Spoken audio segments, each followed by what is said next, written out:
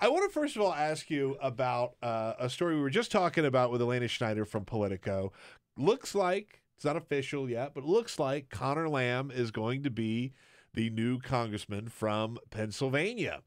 One of the things we talked about with Elena is how Republicans are now trying to rewrite history a little bit and talk about how he's essentially a conservative. Is that what you're hearing from your colleagues? Yeah, I was hearing that on the floor a lot last night from some of my colleagues who were trying to say, hey, thanks for electing a Republican for us.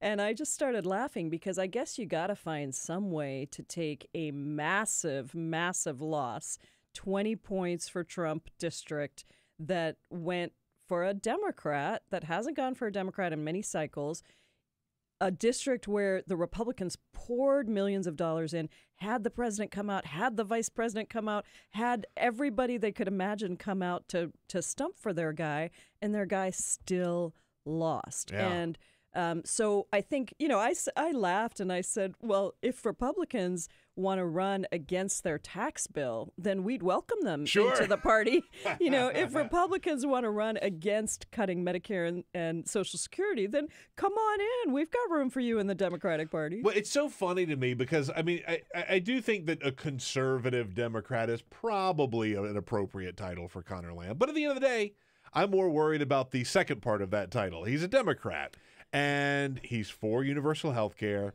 He is against the tax cuts. He's for expanded background checks. He is big on unions, which I think really delivered. Which is huge, and that's not always a conservative Democratic platform. It's not. You're absolutely right. And I think if you want to point to one reason why he won, I think because of that. The union No, turnout. exactly. My husband actually grew up in that district. Oh, He's interesting. from that area. Okay. Worked in that area, grew up there, knows it very well. And was talking about the fact that, the fact that Conor Lamb embraced unions and unions embraced him. One part of that equation is not always true for a lot of conservative Democrats. And I think that was huge. And he was absolutely pro-union, pro-collective bargaining, pro-worker. And so that's how the economic message, that and the fact that the tax cuts delivered for the wealthiest and would lead to a cut in Social Security and Medicare. The majority of the voters in that district are elders. And so he really cottoned on to that. I think he talked about the fears around cutting Medicare, Social Security, and so much so that the Republicans had been running tax ads in that district, and a couple of weeks before the election, they pulled them because they were not effective. Yeah. So, and they tried to tarnish him with he's not going to vote for Nancy Pelosi, whatever. I mean, I think I think actually, obviously his stances on certain things are more conservative, but I actually think he's got a pretty good Democratic platform on I would say probably 2/3 of things. Yeah. We've had this conversation before about Democrats who are personally pro-life, and Conor Lamb is personally pro-life, but you can't just stop there. That's right. He goes on to clarify and make very clear that he is absolutely for a woman's right to choose. And that's all we're asking for. Exactly. That's really all we're asking for, because I've said this in the past. The Democratic Party is a big tent, but the right to choose, the right to make choices about your own body is a constitutional right. It's a moral issue for me, obviously, but it's also a constitutional right. And we're looking for candidates who can have different opinions about what they themselves personally believe, but are they going to uphold the Constitution? Are they going to support the fact that women really should have this agency? And I think he does.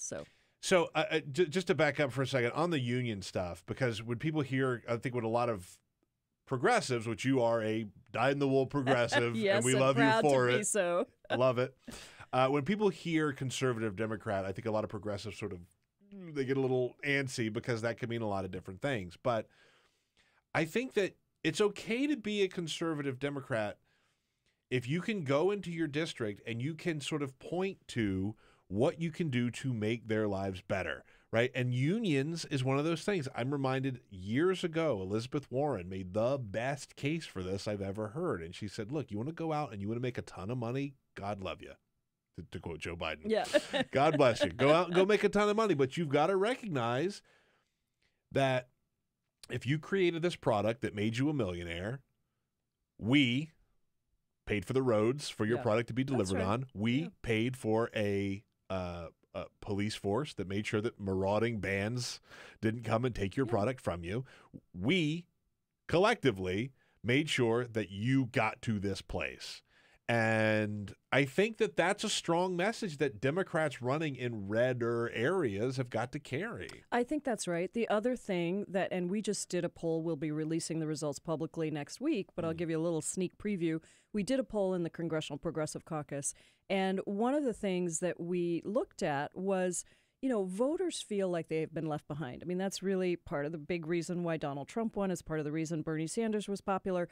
And they want to see people who are taking bold steps to really standing up for them, rewriting the economy, and taking on corporations. And so one of the big arguments, pro-union arguments that I make a lot that people really resonate with is, look, it's great that there are corporations, but you do need a check on those corporations and workers organizing together. And you don't always have to call it collective bargaining, because not everybody understands what that is. But workers coming together and being able to speak for themselves and talk about their own priorities is better than having a boss say to you, I'm going to give you these 3 things because I think these are the things you want the most, versus workers saying, hey, these are the 3 things that matter the most to us, and we want you to give them to us. And so that works a lot. But the other thing I'll say is this conservative Democrat, I don't know about all the labels. I'm a proud progressive, as you just said, but I don't think that the ideas that I fight for are progressive ideas.